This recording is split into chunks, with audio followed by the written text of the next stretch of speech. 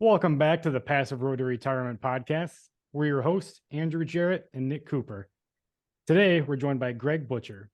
Greg is an experienced real estate investor who lives near Temecula, California. He began investing in single-family homes during his career in the Marine Corps officer, but struggled to learn how to scale. His aha moment was learning the power of syndications and the scalability of multifamily real estate. He joined a leading national multifamily education and mentoring program while preparing to retire from active duty in 2015. He has since invested in over 160 million worth of real estate, which is over 1,100 units as a general partner and more as a limited partner. Greg, welcome to the show. Great to have you here. Thanks, Andrew. It's great to be here. Thanks for having me on. Absolutely. No, great to have you. And I think just one thing is kind of dive right in. And I saw that you started, before I started in the Navy about 3 years prior to my retirement, and you started also before. So how much time did you start before retiring to do this multifamily thing? Well, I only started doing multifamily right about the time I was getting ready to retire. I was going through my retirement classes and all that kind of stuff. So my job was winding down for sure. Before that, I'd been doing some single family stuff for a good 10 years before that. And I never could figure out how to make it scalable. I had to take some time out when I went to Europe for a few years, stationed overseas and everything. I came back and had to do an Afghanistan deployment and stuff. And so it was maybe like a year and a half before I retired that I even found out about multifamily and syndications. And like the bio said, that was my aha moment. I was getting lost and confused on how to make things scalable and how to get ahead. And as soon as I found out about that, I said, this is the way. Did you just drop all your single family then, or did you kind of gradually let that go? I gradually let them go. I certainly I stopped searching for new properties immediately. But as far as my existing portfolio, I had to wait until it made sense to get rid of those. So I only had a couple of properties at the time. Well, three. One of them we sold as quick as we could. The other two I'd had for a while, but I had bought them just before the crash in 2008. So 2006 and 2007 respectively. And so I had to wait until it made sense to go ahead and get rid of those. So they're both gone now, and I ended up making a profit. But I learned a lot about those properties. I call those my learning properties. Yeah, it seems all these lessons we learn seem to cost us money sometimes. sometimes. I ended up, like I said, I made money, but there was a lot of stress and gray hairs along the way for sure. That's funny. Now you hear a lot of people as they're trying to get into multifamily say, "Oh, I don't have the time to do it. I work full time." How was that? I guess trying to balance, being in the military and starting your multifamily journey at the same time. Yeah, I honestly don't know how I could have done it if I was still on active duty. At least the jobs that I had. In certain jobs that you might be in, you might have some more spare time. I know a guy, Brian, who was working at the Pentagon. He was working certain like 4 days a week. There's certain shifts where he had extra free time and he didn't have to take work home with him ever. The jobs that I had, I was more, day on, stay on. Hey, you're thinking about work, you're having to deal with work at home sometimes and stuff. So I would have had a hard time doing that. So when I retired, I had just come back from a 6-month temporary duty stint overseas in Europe. And I didn't really get back into a permanent job when I got back because they knew I had an approved retirement date. And so they just kind of stuck me somewhere where I could burn time, and that gave me extra time on my hands. And it was only for a few months, like 3 months anyway, before I was totally done and was able to quit going to work and just waiting for my retirement ceremony. So I didn't really have to do both of those at the same time. I think it would have been pretty darn difficult, and that's why I'm real passionate about helping other people some who are still on active duty, or some people who are past that and are in corporate jobs now or whatever, and just don't have that extra time on their hands, helping them to get started in commercial real estate investing in a hands-off manner. So Sure. Yeah, that makes sense. So kind of start with that. How did you start then? Did you have some mentorship that got you where you're at? I did, Nick. Yeah. So I joined one of the mentoring groups. That was how I found out about it in the first place. I heard him speak at an REI expo out in Anaheim. And that was, that was the light bulb coming on moment for me. So I joined his program. I didn't do, some people do all the research between all the different guru programs and stuff. His was the first thing I even heard about anyone like multifamily. So I just was like, yep, Just I'm went in. Yeah. Jumped in the deep end of the pool. It took me like a year and a half before I could join because I was leaving for that for some temporary duty overseas and stuff, and my job at the time was pretty in depth. But when I was finally able to get to his intro level event, that was the kickoff point where you find out enough to be dangerous and to know, okay, now we have this paid program that you can join if you want to. And then I jumped in both feet. I think everyone needs to realize that it's the action part. Is because you could have spent another 2-3 years looking. I think I mentioned this on a podcast before. Is that they're interviewing one of the guys in Bigger Pockets and said, how many people that listen to this podcast actually have a deal? And he said something like 90% don't have one. So I think it's almost like you got to take some action because there's someone out there that's taking action that's dumber than you that's making it happen. I could not agree more. There's something to be said, of course, for doing your research, but then you have to, get off your ass and make a decision and get moving. And I did the same thing when I first joined the program too. Right? When I first joined it, there was 40 hours worth of course materials to go through, and I realized, okay, this is going to take me a little while because I'm just getting ready to move back to the coast from my final duty station out in the desert in Twin Palms area. I have to find a job now, and the first time I've had to do that in 20 years, all this kind of stuff. Right. So it's going to take me a while to get through all this coursework, but I want to get some of my money put to work for me immediately and learn as a passive investor. And so I did that. I jumped in on one of the first opportunities that came across in my inbox. Because I knew it was from that program. The lead of that program was one of the general partners on the deal, and so I just took put faith in them and said, okay, I'm going to try this out and see how it works. Hey everyone, hope you're enjoying this episode. Are you ready to maximize your real estate investing to its full potential? Send an email to andrew@jarrettcapital.com and take your life and business to all new levels. That's andrew@JARRETT No, nothing like learning when you have money on the line. Exactly. Those are the lessons you remember. Definitely. So you started out did some single family and then transitioned to multifamily. Going back, if you had to redo it, did that single family help you at all, or do you think you would have just gone right into multifamily, knowing what you know now? The single family helped me a ton by realizing that I didn't want to do single family. That's true. That's true. So yeah, no, my advice to people is there's no reason to get into single family in the first place. I know some people that are pretty successful. They figured out a way to make it scalable in a way that I was never able to. And hey, more power to them. Whatever floats your boat. But there's you certainly don't get the kind of scale out of that you do from commercial real estate. And that's where, that's why I love multifamily and other asset classes or sectors of commercial real estate, like self-storage, for example. Those are all where there's multiple doors, multiple tenants, and you get a lot more scale that way. So I think everyone can jump right into that end of the pool. And like I did, I think it makes sense to start off as a passive investor. Not everyone needs to join a guru program. If all you're planning on doing is investing passively and you have no desire to ever become an active investor, then those guru programs are probably not for you. There's enough education out there through other general partners, and sponsors who can help show you what you need to be looking for and all that kind of stuff. But certainly if you're trying to be an active investor, then I do think that those mentor programs can help you compress timelines and can help you avoid costly mistakes. And that's especially important if you're doing deals through syndications, where now you're playing with other people's money as well as your own.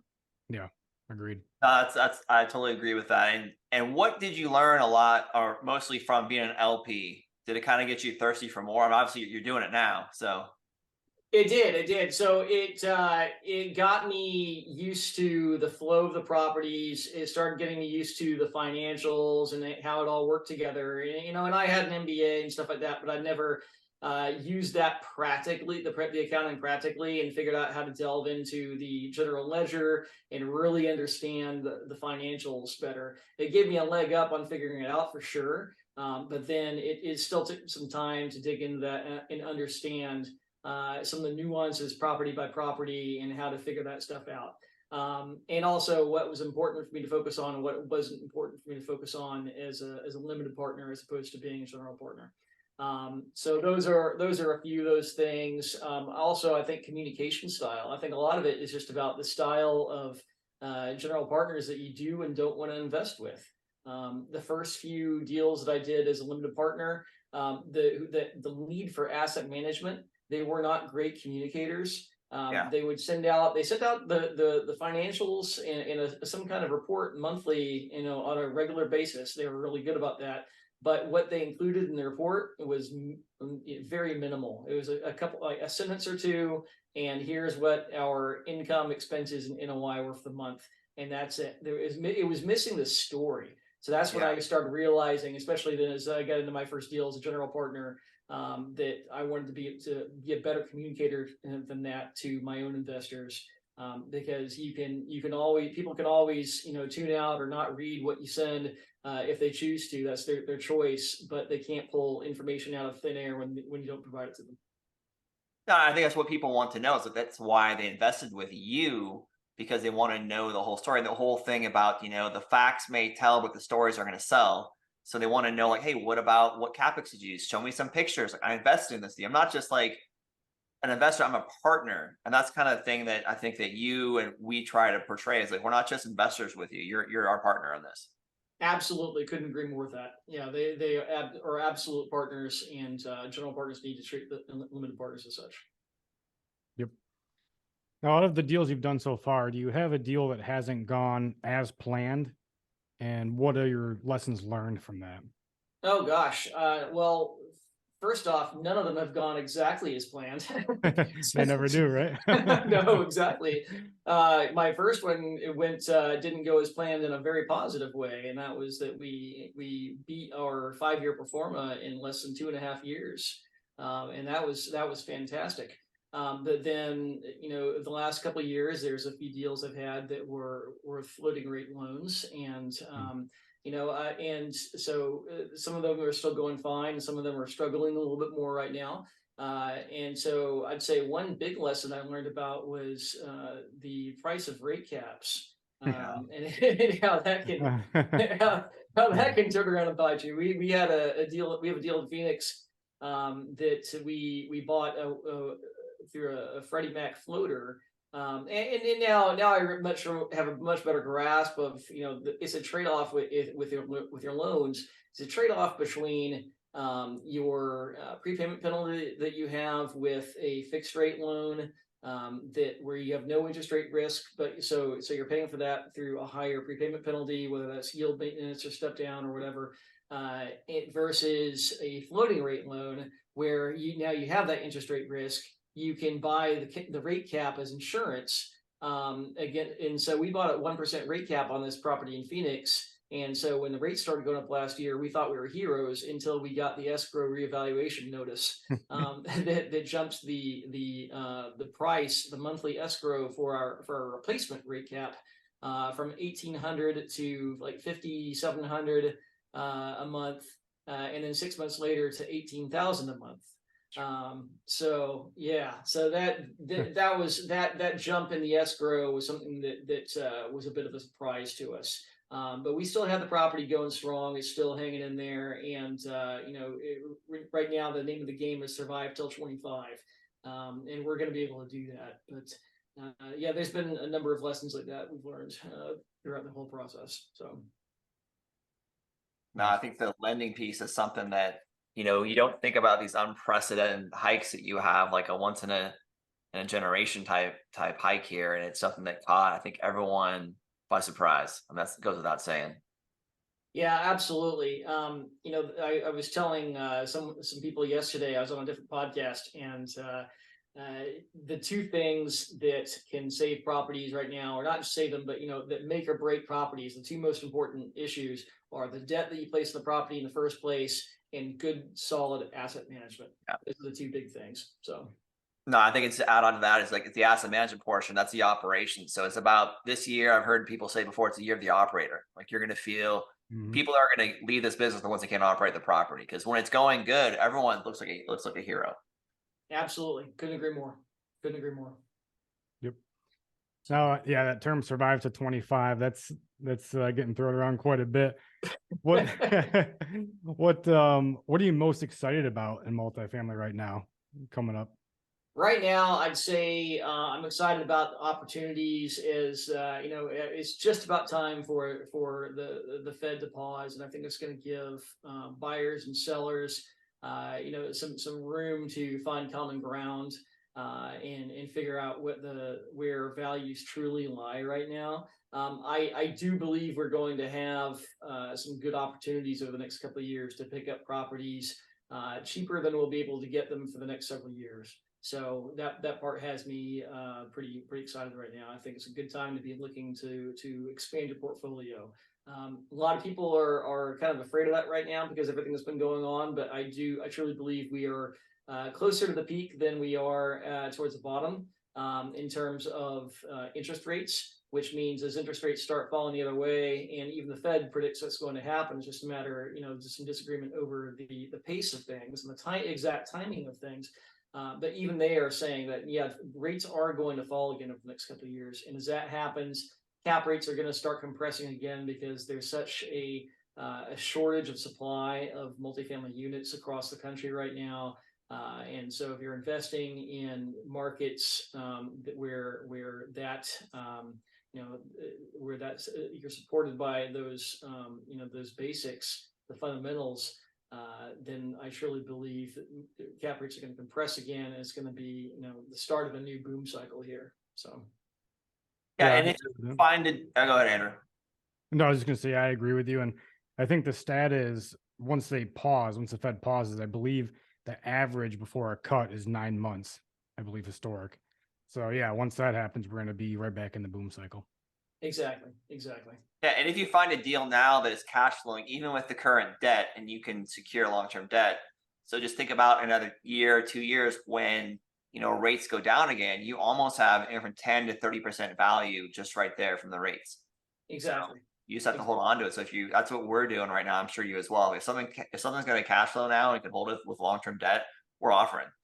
Yeah, absolutely. If it pencils right now, it'll be a lot better a couple of years from now than it is right now. So yes. It's a good time to be buying those properties.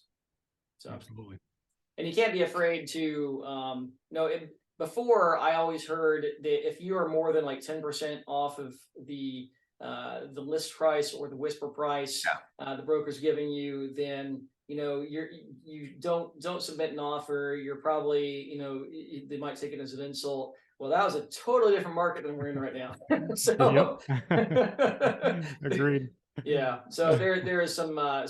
So I'm a coach in one of the other programs right now, actually, and I had some coaching students that were submitting an offer, or at least they're going through an underwriting exercise. They didn't end up submitting the offer, but they at least discussed it with the broker because it was kind of a rough property, so it wouldn't have been a good beginner property for them. But they were, good 30% off the whisper price. And I encourage them, go ahead and have the conversation with them, and he can steer you in the right direction as far as, figure out what you may have been missing or what's going on, or maybe the seller just has unrealistic expectations, and you'll find that out through a conversation with them that way. And sure enough, they found out that, oh yeah, we already have 3 offers we're kind of sitting on right now. We're waiting to see if we get anything better, and yours is right in the middle of them. So. Yep. Yeah, we had that one that came back to us that we thought that's insulting. Yeah. You find out that you're the highest offer they had. How dare you? Yeah, it wasn't your insulting. It was just in general for the market. Yeah, that was funny. Greg, do you have any daily habits that you do, for success? Daily habits. I start off with gratitude every single day.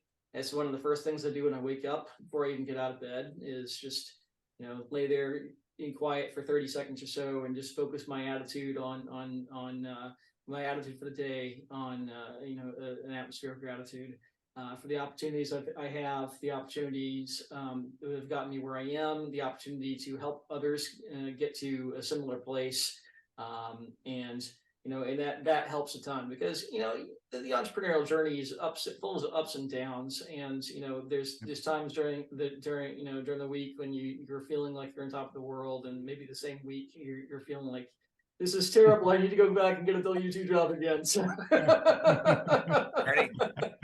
Yep. and I think besides that, it's really just consistency. And I try to read a little bit. I wouldn't say every day, but several times a week. Some weeks I'm more successful at that, and some weeks I'm less successful at that. So I think that's key to hone in on, is that it's not just motivation, because that's waning. It's that consistency which derives from that discipline. absolutely. It's like the day you need to go to the gym is the day you don't want to go to the gym. The same with doing those deals. Like you got to keep going. See, now you got me feeling bad. I didn't work out this morning, but It's still the whole day left. Say some gratitudes tonight after you do some gym work. Exactly. That's what. Yeah. How has passive income affected your family life or life overall? Oh my gosh, it has changed it quite a bit. So it got me where I was able to leave my W-2 job behind me for good, and focus on this full time. And so, yeah, I'm a huge believer in passive income, and having multiple income streams. And those can be in addition to having a job, those can be in place of a job. And it really just opens up doors, opens up alternatives and options for people to figure out how they want to live their life, and how to design a life they want to live.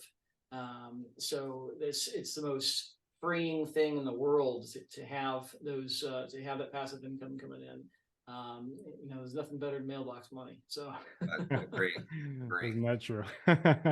Agreed. Greg, now if people want to reach out and contact you, what's the best way to go about that?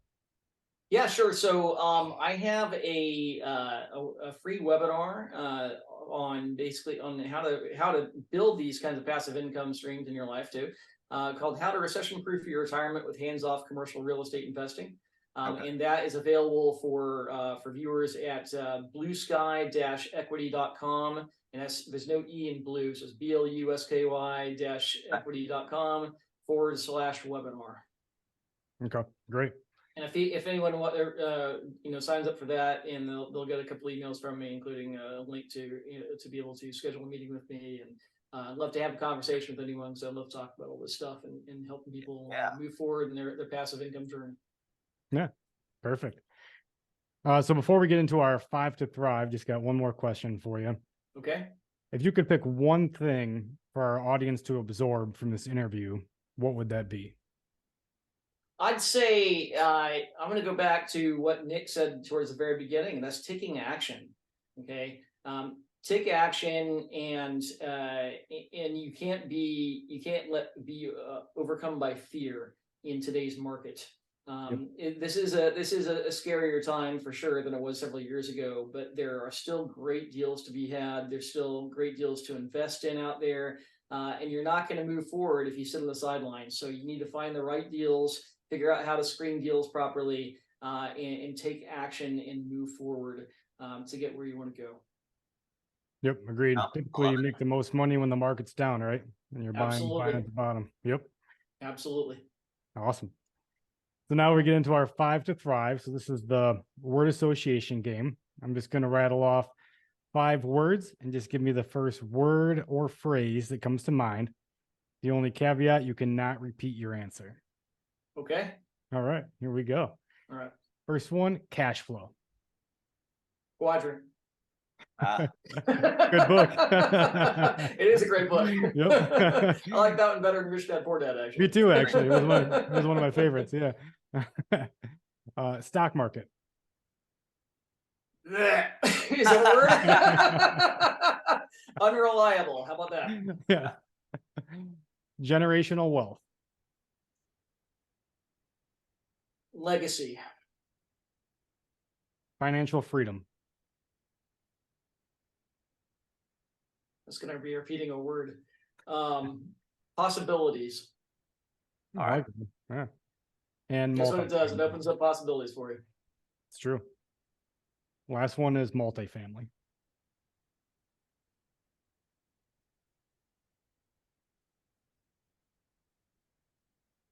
Wealth building. All right. I like it. Well, Greg, thanks so much for coming on. It was great to have you on the show. Absolutely. Thanks a lot, Nick and Andrew. Appreciate being here, and thanks for the invite.